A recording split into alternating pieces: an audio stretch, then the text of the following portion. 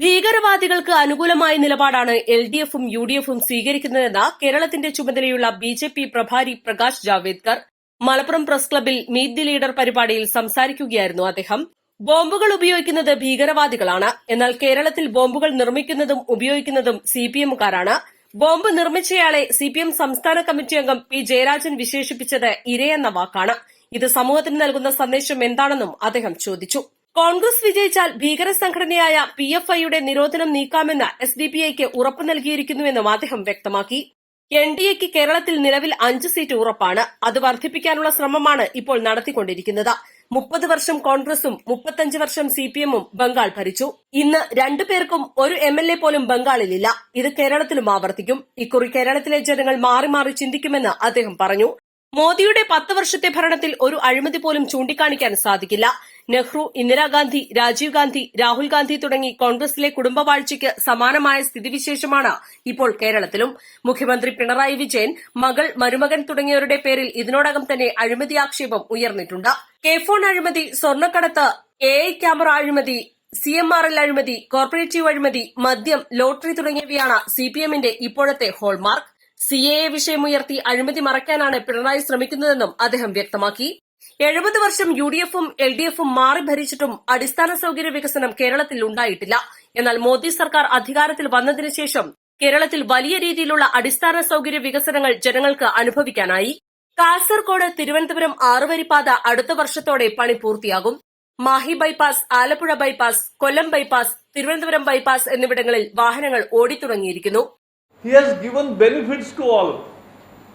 More than 2 crore Keralites have got benefits of his various welfare schemes. 1.5 crore Keralites are getting 5 kg Saujanya Ari for last 40 months and will continue for next 60 months.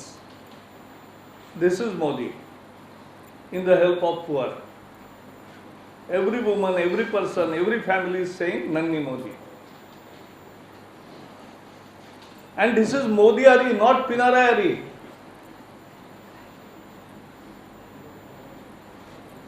We pay farmers 20 rupees a kg. We keep it safe. We transport it and give free to the people. This is what Modi's economics is. We have given 50 lakh mudra loans ranging from 50,000 to 10 lakh rupees. And they have started 50 lakh in Kerala. I am talking about Kerala. And they have started their ventures, small trade or some machine or some improvement in their original business. They have employed many people. 32 lakh farmers are getting Kisan Samman Paddhati and everybody has received 32,000 rupees each.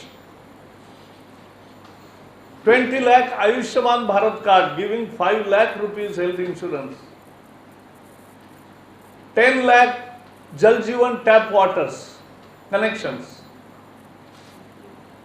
and 5 lakh Ujjwal gas connection. 4 lakh Pradhan Mantri Awas. So list is unending. And what is special? That is more important for Kerala press. How LDF chooses the beneficiaries? വിഴിഞ്ഞം terminal, കൊച്ചിയിലെ container terminal ഇവ രണ്ടും വലിയ പദ്ധതികളാണ്.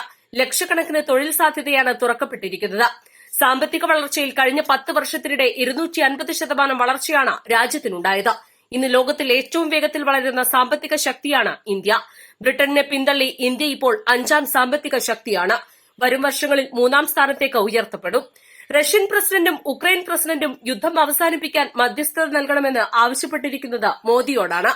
കോൺഗ്രസും CPMും മുസ്ലിങ്ങളെ vote ബാങ്കായാണ് കാണുന്നത്. എന്നാൽ മോദി സർക്കാർ ഒരു വിഭാഗത്തോടും ഒരു വിവേചനവും കാണിച്ചിട്ടില്ല. 28% മുസ്ലിം വിഭാഗത്തിന് 35%വും 18% ക്രിസ്ത്യൻ സമുദായത്തിന് 22%വും ആനുകൂല്യങ്ങൾ ലഭിച്ചിട്ടുണ്ടെന്ന് കണക്കുകൾ ഉദ്ധരിച്ച് അദ്ദേഹം പറഞ്ഞു. East live, Malappuram.